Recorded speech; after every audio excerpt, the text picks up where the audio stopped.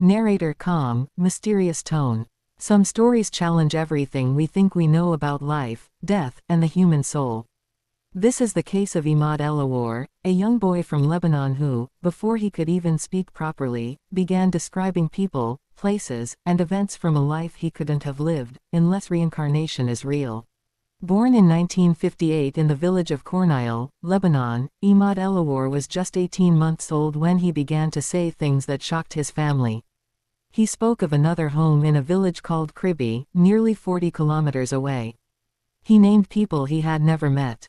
He described owning a yellow car, riding a bus, using weapons, and even dying in a truck accident. His parents were confused. At first, they thought he was just a vivid storyteller. But the details didn't stop.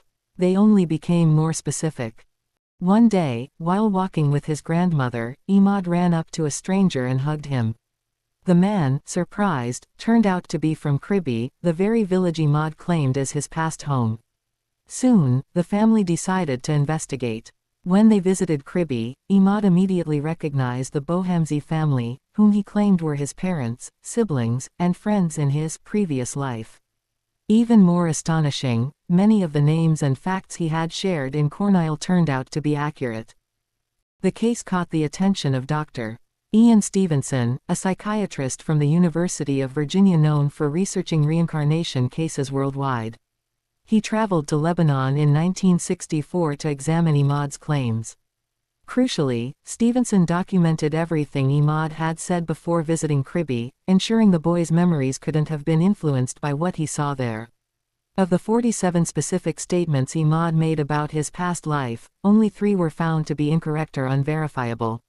The rest matched up with a man named Ibrahim Bohamzi, who had died years earlier, possibly in a vehicle-related accident, just as Imad had described. Imad was terrified of trucks and buses, just as someone might be if they had died in a traffic accident. He also spoke French fluently from a very young age, strange for a child raised in a mostly Arabic-speaking home. But Ibrahim Bohamzi had served in the French army, and likely spoke the language fluently. These personality traits and fears weren't taught or learned. They seemed to carry over, as if from another life. Skeptics have tried to explain such cases as coincidence, suggestibility, or fraud. But in this case, drive. Stevenson made sure that no contact occurred between the families before verification. This was not a situation where Imad's family could have coached him with information. He was too young, the villages were far apart, and his details were too precise. He described where Ibrahim used to tie up his dog.